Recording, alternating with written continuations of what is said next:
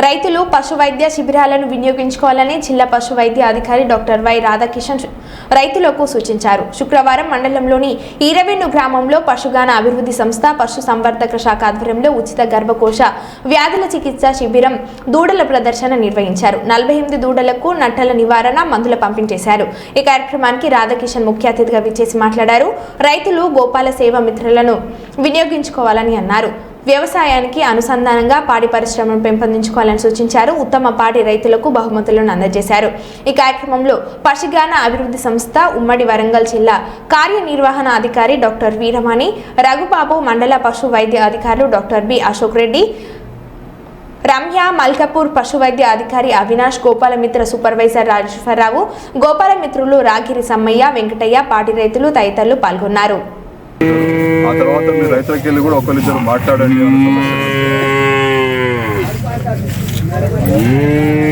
ఈరోజు ఈరవెన్ని గ్రామంలో మరి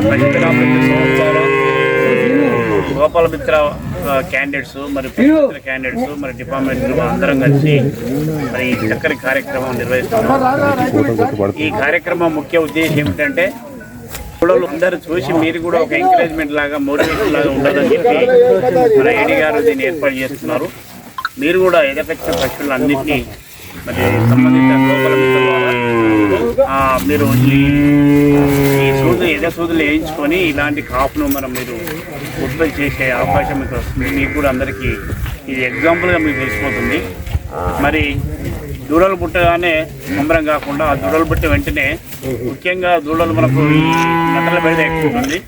వెంటనే నట్టల మందు కూడా వేయించుకోవాలి. అది మన ఏడీ గారు ఇస్తారు. అదేవిధంగా ఈ బలాన్ని కూడా మందు ఇచ్చేందుకు కూడా తాగేయండి.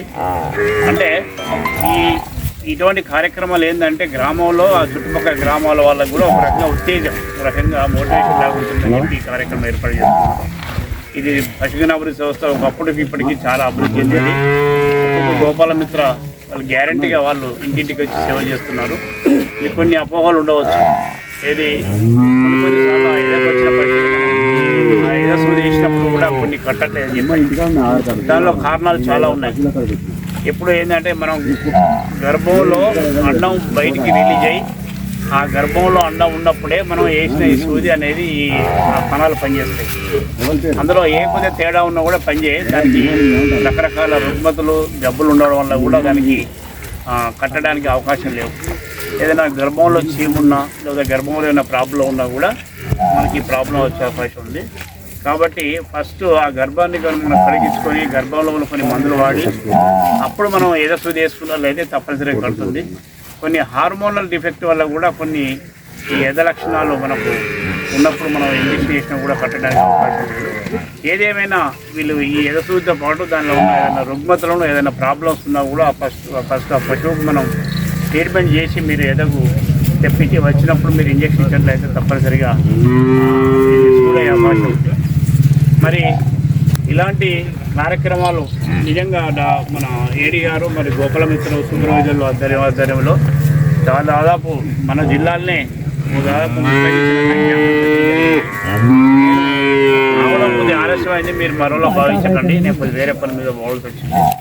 కానీ ఇటు కార్యక్రమానికి నాకు ఇక్కడికి ఆహ్వానించి ఈ అవకాశం ఇచ్చిన ఏడీ గారికి, సూపర్వైజర్లు, గోపాలమిత్రులందరికీ, మీ గ్రామస్తులందరికీ పేరు పేరున ధన్యవాదాలు.